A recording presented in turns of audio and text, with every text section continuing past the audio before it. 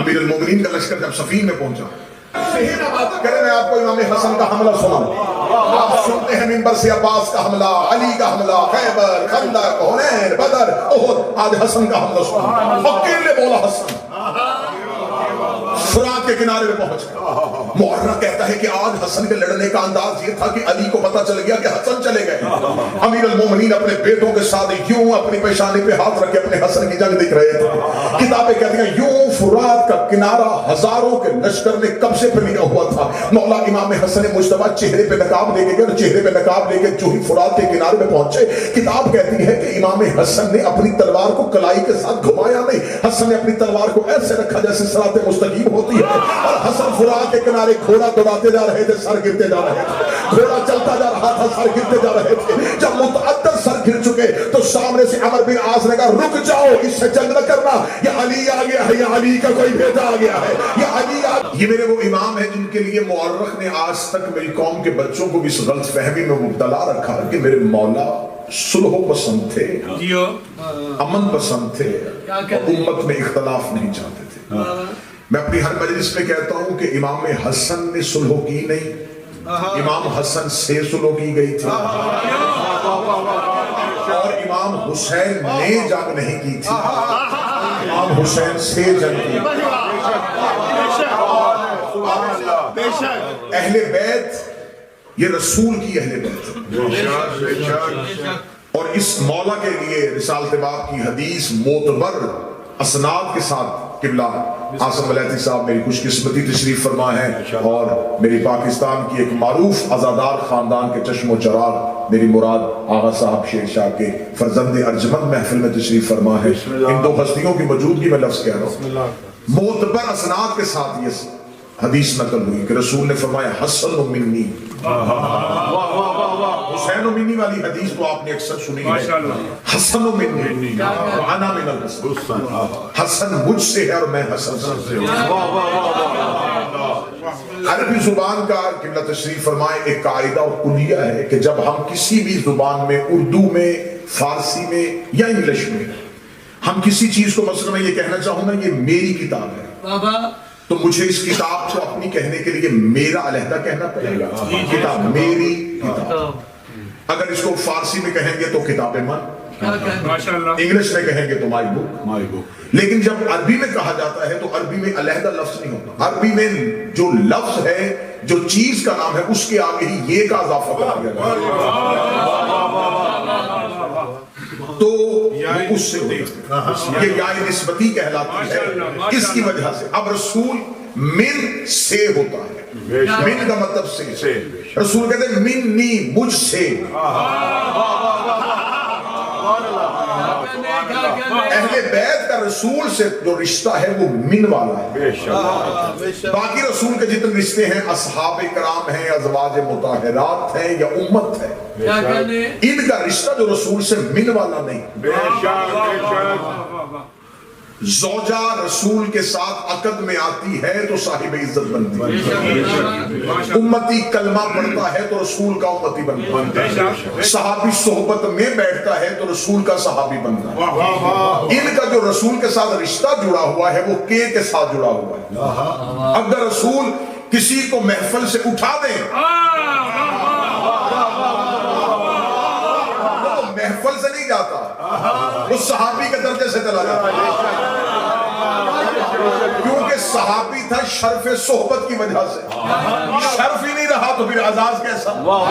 بیوی کو طلاق دے دیں تو رشتہ ٹوٹ گیا، امتی کافر ہو جائے تو امت سے نکل گیا۔ لیکن اہل بیت کے ساتھ رسول کا ایسا رشتہ ہے ہی نہیں، اہل بیت رسول سے۔ طاہر القادری آج کے دور کے اہل سنت کے جید عالم دین اور حیات ہیں، وہ زندہ ہیں، اور وہ اکثر اہل بیت کی محبت میں کتابیں لکھتے ہیں۔ انہوں نے کتاب لکھی تھی تو انہوں نے امام حسن اور حسین پہ رسول کی اہل سنت کی کتابوں سے حدیثیں اکٹھی کی تھی، اور اکٹھی کرنے کے بعد ایک کتاب لکھی تھی جس میں صرف حدیثیں تھیں امام حسن اور حسین کے متعلق۔ اس کا جو پہلا مقدمہ تھا، جو ٹائٹل تھا اس کتاب کا، اس میں انہوں نے ایک معتبر حدیث لکھی تھی کہ رسالت باب نے کہا کہ سر سے لے کے کمر تک حسن میری شبیہ ہے، اور کمر سے لے کے پاؤں تک حسین میری شبیہ. اس کے نیچے انہوں نے متعدد اہل سنت کتابوں کے حوالے دیے کہ یہ صحیح اسناد کے ساتھ حدیث ہے کہ رسول نے کہا ہے سر سے لے کے کمر تک حسن ہو بہو میری شبیہ، کمر سے لے کے پاؤں تک حسین ہو بہو میری شبیہ. اس کے آگے حدیث کی شرح میں وہ خود ہی لکھتے ہیں کہ اس سے مراد جسمانی نسبت نہیں. انہوں نے شرح لکھی، اپنی شرح اپنی بحث لکھتے انہوں نے کہا اس سے مراد جسمانی نہیں کہ رسول کا بدن جو ہے وہ سر سے لے کے کمر تک حسن جیسا نہیں. انہوں نے کہا اس میں راز ہے. انہوں نے کہا اس لیے کہ سر سے لے کے کمر تک کے حصے میں ہاتھ آتا ہے، کمر سے پاؤں تک کے حصے میں پاؤں آتا ہے. رسول کہنا چاہتے تھے کہ اگر حسن شرطیں لکھے، حسن نہیں لکھ رہا، میں محمد لکھ رہا. اگر حسین ہجرت کے لیے مدینہ چھوڑے تو حسین نہیں جا رہا، میں محمد جا رہا ہوں. یہاں تک انہوں نے اپنی شرح لکھی تو انہوں نے ساتھ یہ بھی لکھا کہ یہ میری خیال ہے، یہ میری شرح ہے کہ اس حدیث کا اصل مطلب یہ بنتا ہے. اس سے اگلی شرح میں قبلہ طاہر القادری صاحب سے کہنا چاہتا ہوں، جہاں آپ نے اتنی محبت کا اظہار کر دیا تھا وہاں تھوڑا سا اور بھی لکھ دیتے کہ یہ رسول کی صلح ہے اور یہ رسول کی ہجرت ہے. ساتھ یہ بھی لکھ دینا تھا کہ حسن کا قاتل بھی رسول کا قاتل ہے، حسین کا قاتل بھی رسول کا قاتل.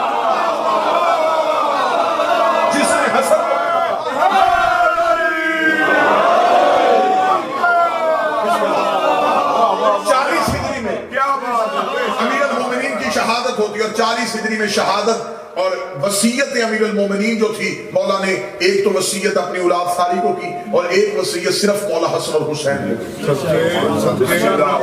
یہ کائنات کا پہلا امام ہے جس کے دونوں ہی بیٹے امام ہیں، ورنہ ہر امام باقی اولاد کو وصیت الگ کرتا ہے اور جس نے امام بننا ہو اسے وصیت الگ کرتا ہے، کیونکہ راز امامت اگلی حجت کے سوا کوئی سمجھ نہیں سکتا. یہاں دونوں اماموں کو سامنے بٹھا کے مولا امیر المومنین نے ایک مشترکہ وصیت کی کہ جب مجھے غسل اور کفن مکمل ہو جائے اور تابوت بنا لو تو میرے تابوت کو ایک اونٹ پہ سوار کر کے شہر سے باہر لے جانا. سامنے سے ایک شخص آئے وہ تم سے اس اونٹ کی مہار مانگے، بغیر شناخت پوچھے مہار دے دے. یہ راز امامت تھا جو حسنین کے حوالے. مولا حسن اور حسین بابے کا تابوت اونٹ پہ لے کے جا رہے تھے، سامنے سے وہی نقاب پوشا حکم امام کے مطابق مہار ہاتھ میں دی. ہاتھ میں دے کے 7 قدم پیچھے ہٹنے کے بعد حسن بول کے میں بتا تو کون ہے. اتنا کہنا تھا یہ نقاب پوش نے کہا بابا نے وصیت کی تھی کہ بغیر شناخت کے پوچھنا. تو میں جب وصیت کی تھی تب وہ حجت تھے، اب میں حجت ہوں.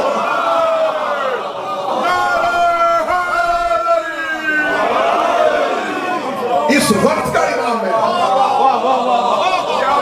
کوئی یہ نہ کہے کہ امام حسن نے سلو اس لیے کی کہ لڑائی پسند نہیں تھی. حسن بہت بڑے شجاع تھے. اگر مجھ سے کہا جائے کہ امام حسن کی جنگیں پڑھ تو میں پہلا ایک جملہ پڑھوں گا اور آپ کے اذہان سے اندازہ لگاؤں گا کہ آپ شجاعت حسن سننے کے لیے کتنے تیار ہیں. حسن اتنا بہادر تھا کہ عباس حسن کا شاگرد تھا.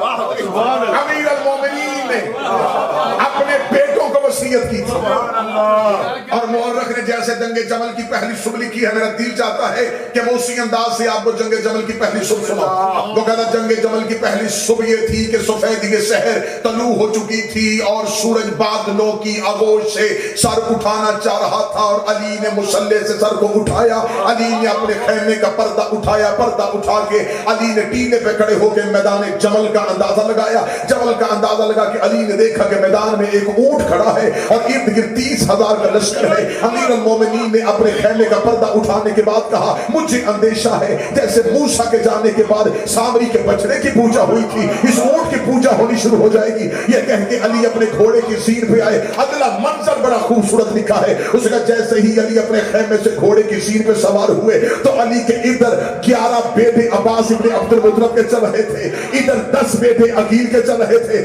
ساتھ محمد حنفیہ چل رہا تھا، ساتھ حسن مجتبیٰ چل رہا تھا، ساتھ حسین کریم چل رہا تھا. ساتھ عباس جا رہا تھا. اتنے بیٹوں کے درمیان علی ایسے جا رہا تھا جیسے ستاروں کی اوٹ میں چاند جا رہا ہوتا ہے.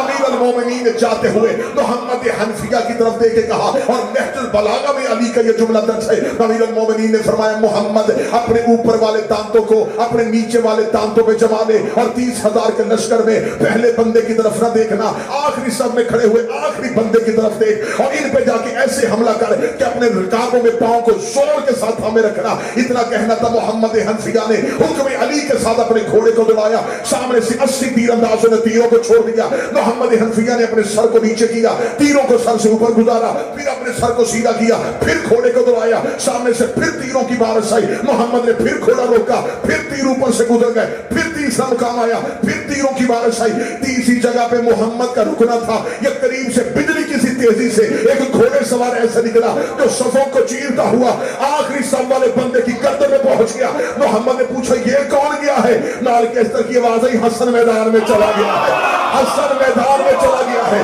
محمد حنفیہ کے چہرے پہ پریشانی آئی. علی ماتھا چوم کے کہتے تو پریشان کیوں ہو رہا ہے؟ تیرا اور اس کا کیا مقابلہ؟ تو علی کا بیٹا ہے, وہ محمد کا بیٹا.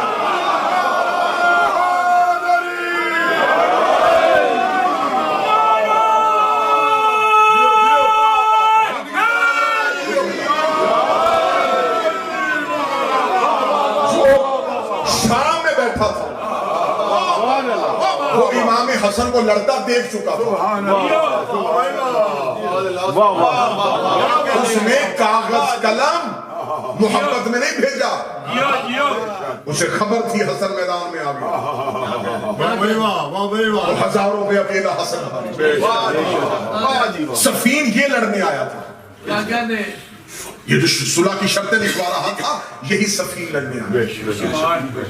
اور اس نے پہلے پہنچ گیا تھا سفین, اور اس نے آ کے فرات کا ایک گھاٹ جو ہے اس پہ قبضہ کر لیا تھا, اس پہ پہرا کر دیا.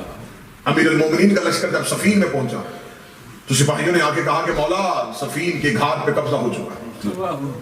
امیر المومنین نے یوں میدان جنگ کا معائنہ کرتے ہوئے جب دیکھا نا کہ فرات کا ایک کنارہ پورا اس کے قبضے میں ہے, امیر المومنین نے صرف اتنا کہا کوئی ہے جو ان سے گھاٹ خالی کرے. امیر المومنین نے صرف اتنا کہا تھا کوئی ہے. حسن نے گھوڑے پہ زین رکھی.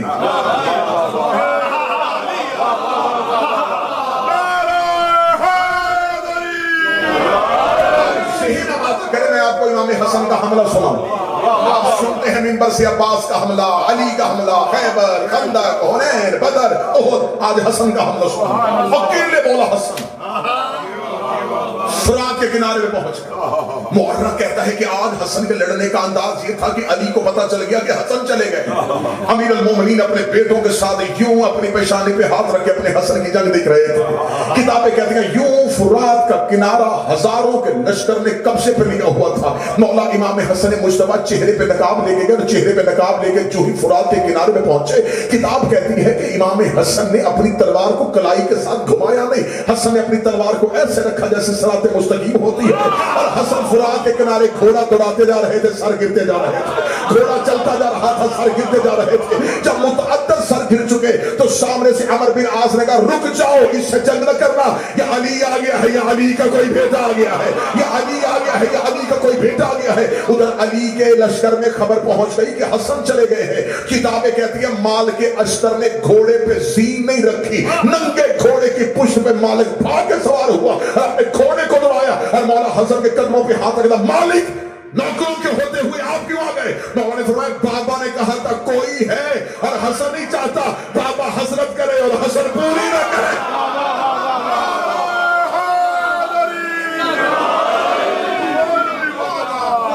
شمال میں حسن, سفین میں علی,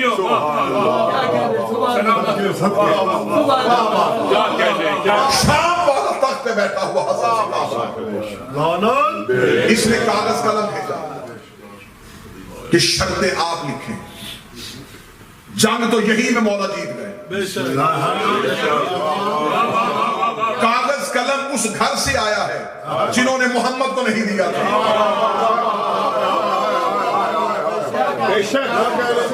शर्तें हमेशा फातेह मनवाती, शराइत हमेशा गालिब मनवाती। इसने मौला हसन से कहा शर्तें लिखी।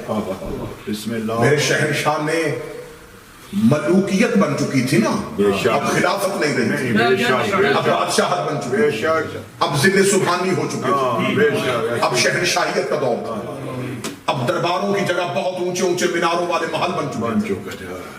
इमाम हसन मुस्तफा ने पहली शर्त लिखी, आज के बाद हाकिम शाम कुरान और सुन्नत पर।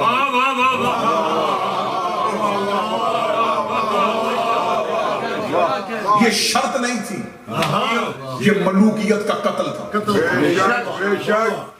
मेरा ख्याल है 1 साल भी इमाम हसन लश्कर लेके जंग लड़ते, इतना वाज़ेह नतीजा ना निकलता। ये इमाम हसन ने शर्त के वार के साथ चेहरों से नकाब उठा दिया। आज के बाद कुरान और सुन्नत पर अमल करे। आज तक मुअर्रख इस शर्त को बनी उमैया के दौर में भी मिटा ना सकता। जितने पढ़े लिखे अहले सुन्नत उलमा हैं, इसमें बहुत मुफस्सल बहस की थी। हमारे शहर फैसलाबाद के होते थे मौलाना इसहाक, हदीस के उन्होंने तो पूरे लेक्चर जो है वो यूट्यूब पे रिकॉर्ड करवाए हुए। इस एक टॉपिक इसी उन्वान में जितना पढ़े लिखे अहबाब है जो पढ़ लिख जाते हैं उन्हें समझ कि इमाम हसन की शर्त की पहली सुलह ने मलूकियत का बिल्कुल। आज के बाद तो कुरान और सुन्नत पर अमल करें।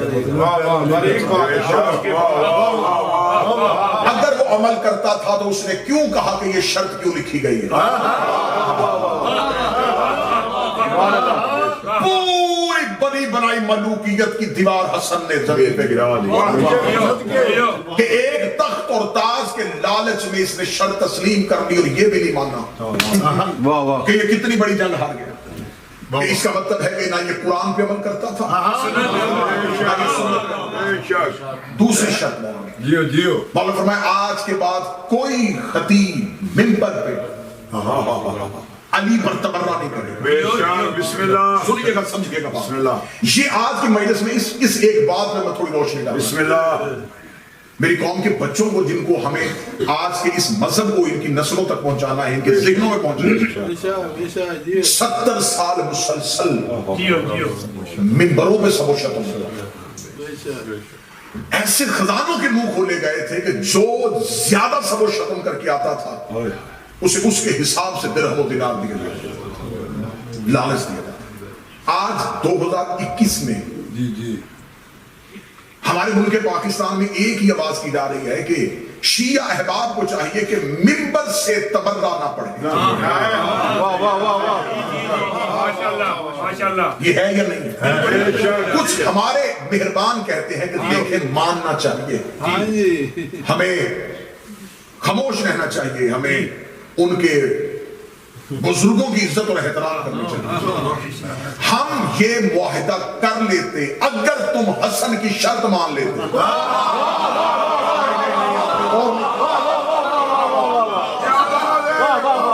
हजूर आपने बहुत देर कर दी। आपको आज एहसास आया? आज आपको पता चला कि मिंबर पे तबर्रा नहीं होना चाहिए।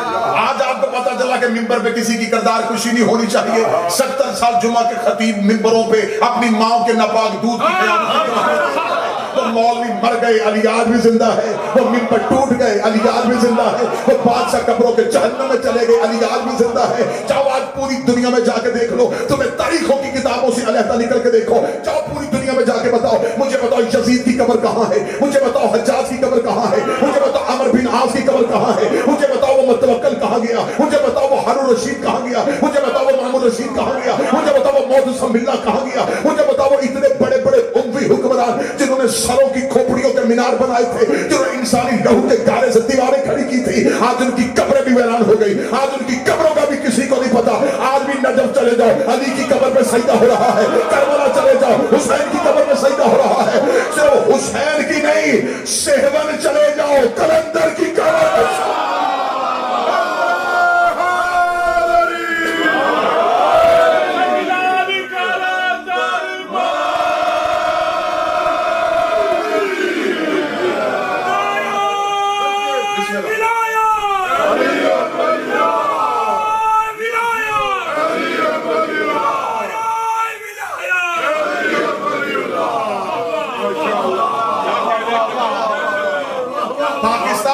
कुछ लोगों को ये कानून बनाने में बड़ी जल्दी है। जितनी देर तक तो मैं पाकिस्तान में था मिंबरों से जवाब भी देता रहा और वाज़े तौर पे भी कहता रहा कि अगर आज आपको कानून बनाने की जल्दी है कि जो सहाबी की तौहीन करे उसे सजा होनी चाहिए, तो ये कानून फिर 2021 से नहीं बनेगा।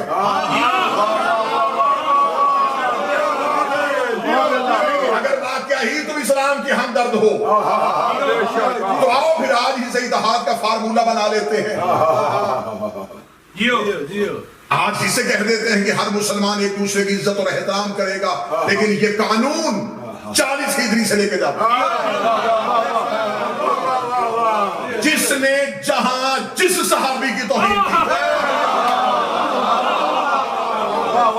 2021 के बाद ये चंद लोग हैं ना जी उंगलियों पे आ जाते हैं जो आज मिंबर पे अकीदा पढ़ रहे हैं, जिन पे एतराज किया जाता है, जिन्हें गाली कहा जाता है, जिन्हें एजेंट कहा जाता है, जिन्हें क्या क्या तमगे दिए जाते हैं सिर्फ मोहब्बत अहले बैत बयान करने के लिए। तो जितने ये लोग हैं इनकी मैं छोटा भाई होकर मिन्नत कर लेता हूं कि आज के बाद हम मिंबर से सिर्फ इत्तेहाद पढ़ेंगे, आज के बाद हम मिंबर से सिर्फ इत्तेहाद की बात करेंगे, लेकिन तुम्हें कुरान के हाशिए में लिख के देना पड़ेगा जिसने जिस दौर में चल तू अली को इमाम नहीं मानता सहाबी तो मानता है, जिसने अली को जहां गाली दी कुरान में पहले तू उसे काफिर लिख रहे, आज हम कह देते हैं कि मिंबर से तवल्लो नहीं होना चाहिए।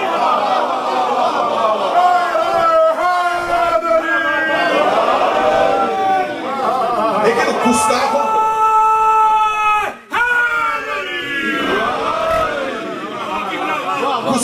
को शेल्टर देकर ये कानून बने। हमसे उम्मी किरदारों की इज्जत की तवक्को न रखना,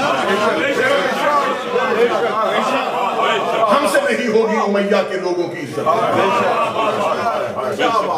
जिन्होंने खुल के रसूल की खानदान से दुश्मनी मिंबरों से अली के खिलाफ जुबान बोली। मौला ने फरमाया आज के बाद कोई खतीब मिंबर पे ना बोले, उठाओ ये तख्त और ताज मेरे बाप की जूती का सदका। आज के बाद मेरे किसी शिया पे हमला नहीं होगा, चुन चुन के मारे जा रहे हैं। सिर्फ एक जत्था एक कबीला मदीने में या मदाइन में तो मौला इमाम हसन के साथ नहीं बैठा था ना, पूरी दुनिया में जहां जहां मुख्तलिफ मुल्कों में अली के शिया बैठे। जाके शाम में कुछ अब इतना बता देता कि मेरी बीवी अली से प्यार करती है, तो उसके शौहर को इतना नवाज दिया जाता कि तू ही बीवी को कत्ल कर दे। बेटा कहता था कि मेरा बाप अली से प्यार करता है। इस कदर लोगों ने अली की मोहब्बत छुपा ली थी कि जनाब इमाम हसन ने मुख्तार अबू उबैदा सख्ती के जो बेटे मुख्तार के चचा के घर बना ली, साहब के घर जाके बना। किताबें कहती हैं कि हजरत मुख्तार के दिल में खौफ आ गया कि मेरा चचा मदाइन का गवर्नर है, कहीं ये इमाम हसन से बेवफाई ना कर दे।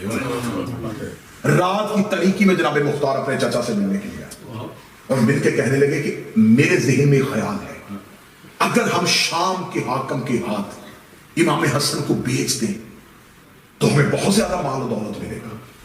इतना कहना था, चचा ने मुख्तार का गिरबान पकड़ा और तलवार खींचे।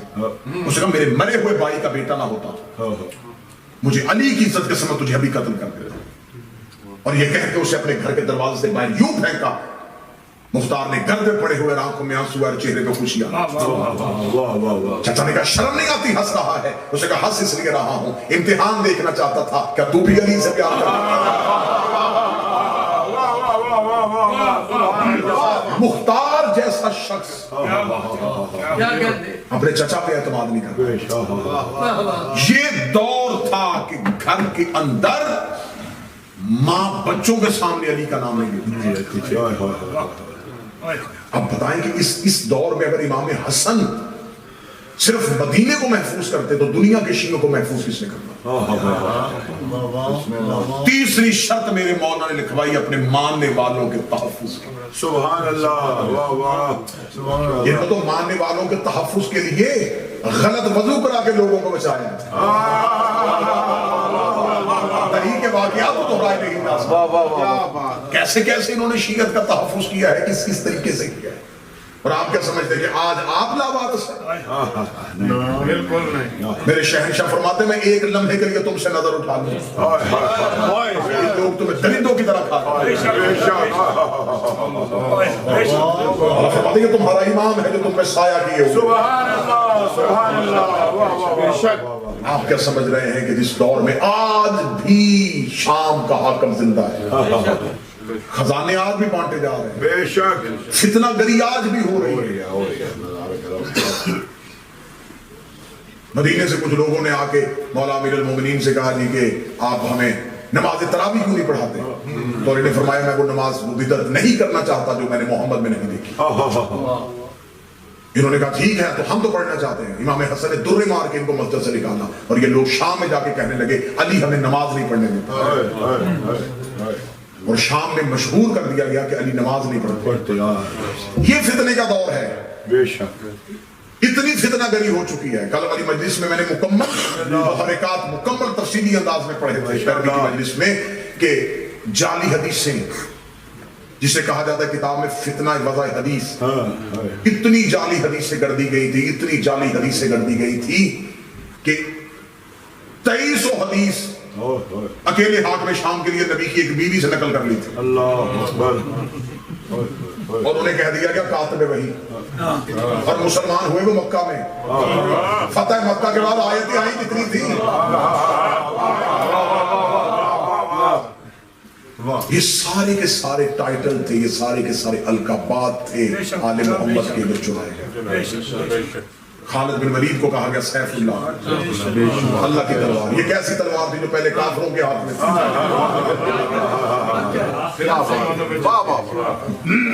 مالک بن نویرہ کا قاتل بے دردی کے ساتھ نبی کے ساتھ.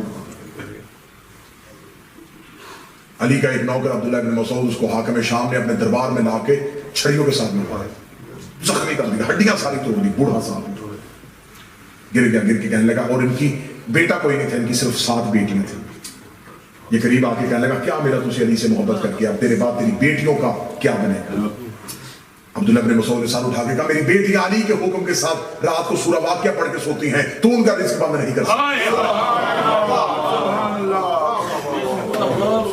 اس نے قریب کھڑے ہو کے کہا، اس نے کہا میں تجھے قتل کرنا چاہتا ہوں لیکن پوچھنا چاہتا ہوں تو میرے ہاتھ سے کیسے مرنا چاہتا ہے؟ عبداللہ بن مسعود نے سر اٹھا کے کہا جیسے 12ویں کے دور میں تو میرے ہاتھ سے مرنا چاہتا ہے.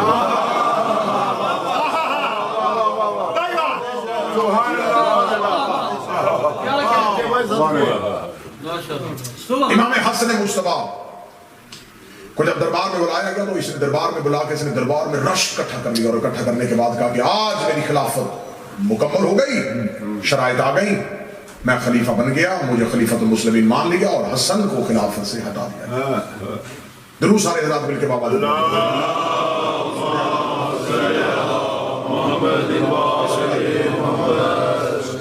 بارے دیگر بران تار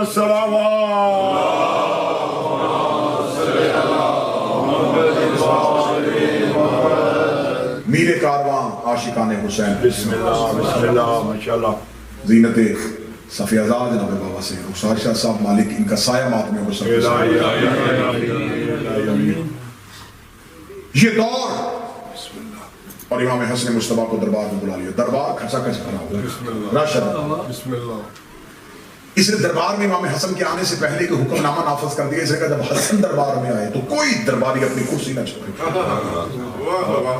تاکہ حسن کو پتہ چل جائے کہ ہاشمیوں کے محبت کرنے والے ختم ہو گئے اور اموی محبت کرنے والے زندہ. دربار میں حکم دے کے سب کو کرسیوں میں بٹھا دیا اور ایک بھی کرسی دربار میں خالی نہ رہنے دیا کہ کوئی بھی اپنی کرسی امام حسن کو نہیں دے گا. یہ دربار کھچا کھچ بھرا ہوا اور جو ہی امام حسن کا پہلا قدم دربار میں آیا تاریخ کہتی سب سے پہلے یہ اٹھ کے کھڑا ہو گیا.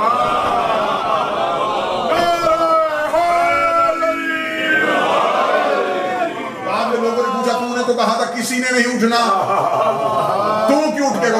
مجھے حسن کے پروردگار کی قسم. جب حسن دربار میں آیا تو حسن کے پیچھے ایک آگ کا دیو آ رہا تھا جس کے ہاتھ میں آگ کا تازیانہ تھا.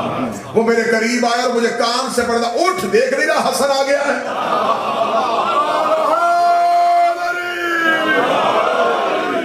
اب میں جملہ شروع کرنے لگا. بسم اللہ. اب اس نے دربار میں مختلف کونوں پہ مختلف لوگ بٹھائے ہوئے تھے جن کو اپنے خاندان کے جھوٹے قصیدے یاد کروائے ہوئے تھے، اور انہیں کہا تھا جب حسن آ کے بیٹھ جائیں تو ادھر سے پہلے یہ اٹھے، وہ میرے خاندان کے فتح، ادھر سے میرے باپ کے، ادھر سے میرے دادے کے فتح. دربار میں ہمارے قصائد پڑھنے چاہیے. اور کیسا بدبخت تھا کہ تعریف ہی یاد کروائی تھی. غریب وہ ہوتی ہے جو خود غریب بابا جی یاد کروائی. اب امام حسن مجتبیٰ بیٹھے ہوئے ہیں، ادھر سے کوٹتا ہے تعریف، ادھر سے کوٹتا ہے، ادھر سے کوٹتا ہے. امام حسن مجتبیٰ کا پہلا لفظ سنیے گا، اس پہلے لفظ پر میں زندگی مار. یہ بیٹھا ہوا تھا تخت پہ اور کہتا تھا کہ یہ ممبر رسول پہ بیٹھا. امام حسن مجتبیٰ اٹھے اور امام حسن مجتبیٰ نے پہلا لفظ کہا، اتر لکڑیوں کے ڈھیر سے نیچے.